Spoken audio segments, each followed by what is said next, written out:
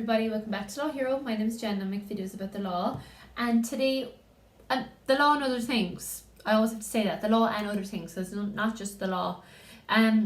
Today we are talking about why you can't focus after I've read the book The Shallows. And the first quote you have to remember is, we become neurologically what we think. We think what we become. We become what we think. Blah, blah, blah. Everybody knows this. Everybody knows that your thoughts create your reality. And then, of course, then you look at the pessimist going, I didn't choose to be born into poverty. Yes, we know that. You didn't choose that. That's what you came into. And of course, you can't wish yourself out of poverty. We all know that. We're not talking about people who are in despair. We were talking about average people who do not,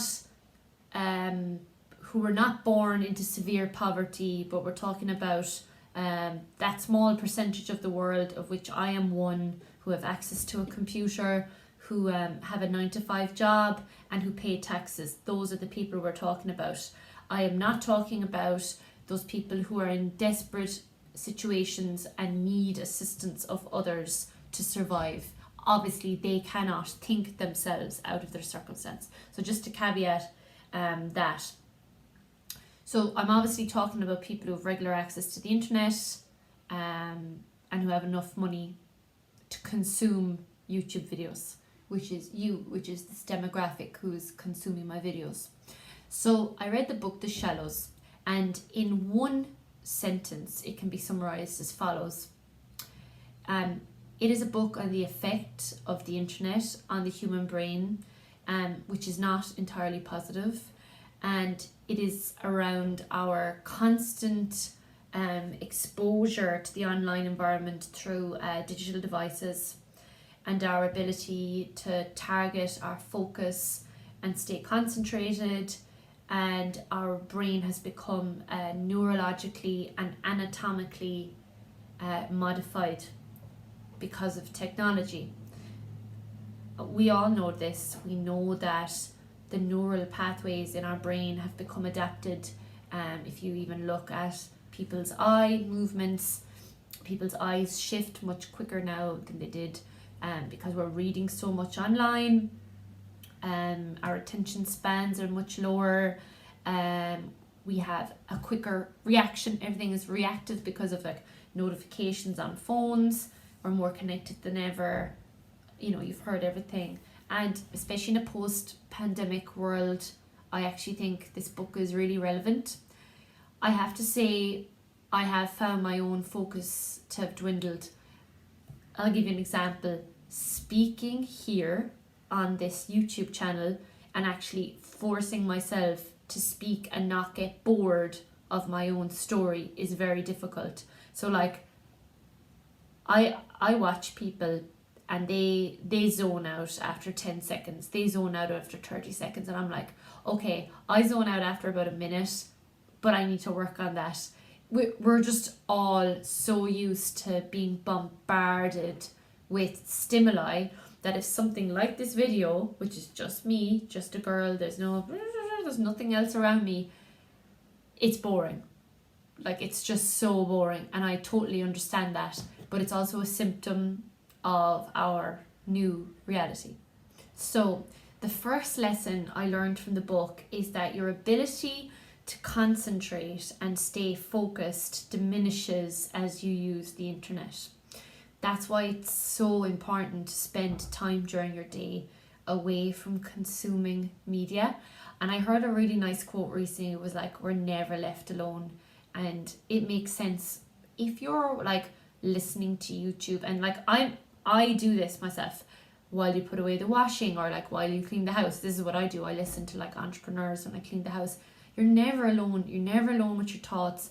And then like more than likely, the only time you're getting alone, as in where there's no stimulus, there's no other human being talking to you, is when you put your head on the pillow at night, and then like people wonder why it takes them an hour to get to sleep.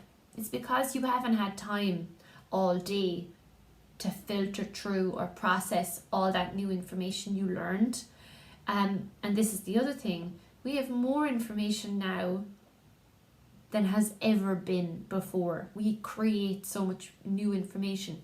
Back in the day, you would be in a town and you would know the people in the town. You may know some like world affairs, but you would know very little, and what you didn't know didn't hurt you. Whereas nowadays we know everything that's going on. We're so well read about other cultures, other political dynamics, what's going on in the next town over, if there's a murder. We know everything. We're so connected.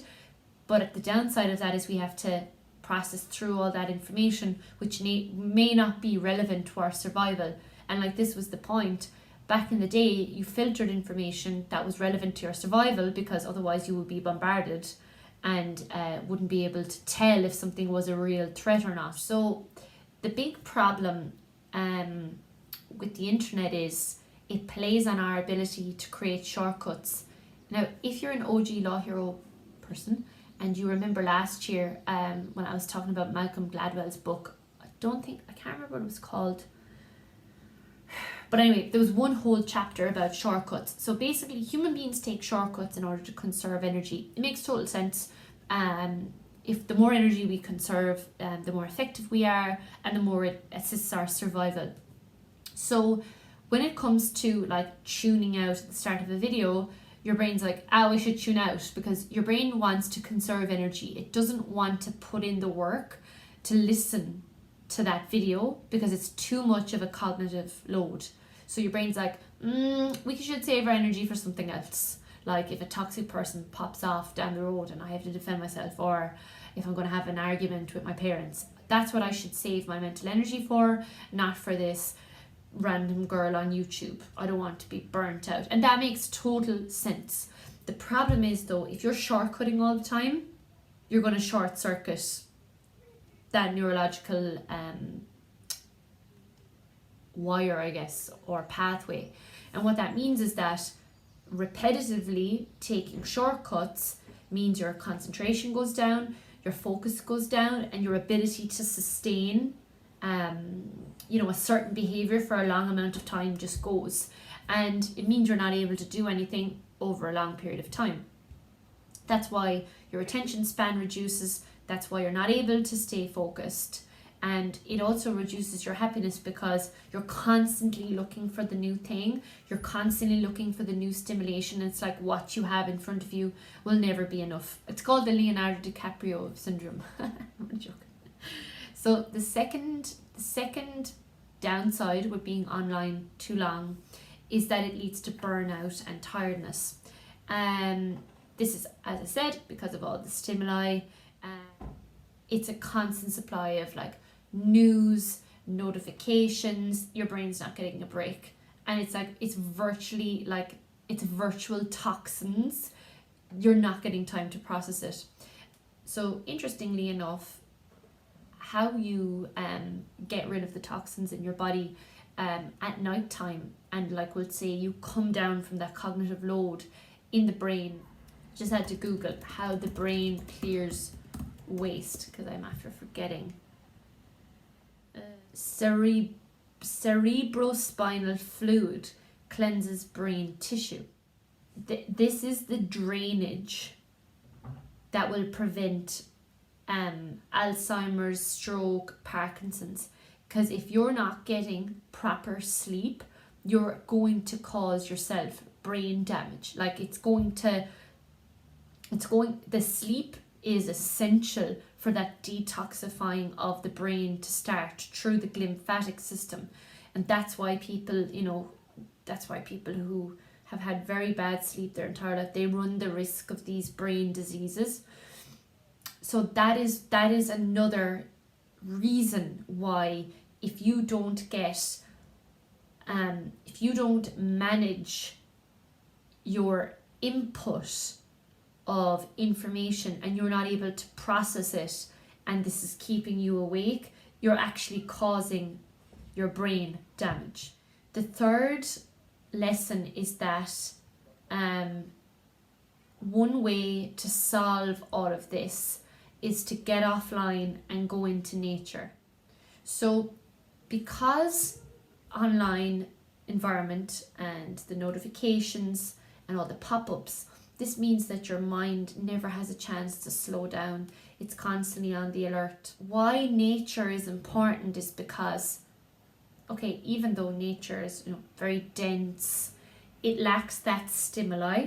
So that's what kind of brings the whole tone down of, if your mind is racing. It's called earthing. It brings you closer to where human beings started out. We were outside, we were away from technology, and it's almost like therapeutic. So yeah, I enjoyed the book.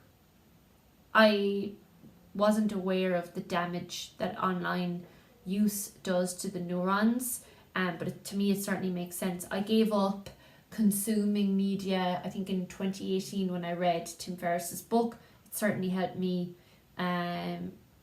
My theory is that if something is serious enough, like the pandemic, I'll hear about it from other people, and that's how I stay in the know. That certainly helps me. And in my job, we have like news feeds and stuff about the company, so that keeps me in the know. And also I look up legislation, and that's all I really need to know. And I do those things actively rather than passively consuming media. And I have to say, it has done wonders for my mental health, and that's ultimately what we're trying to assist here is good mental health. So and focus, which is extremely important if you want to achieve anything of note. I hope that helped you. I don't want to scare you. It's more just kind of to be knowledgeable. See you next one.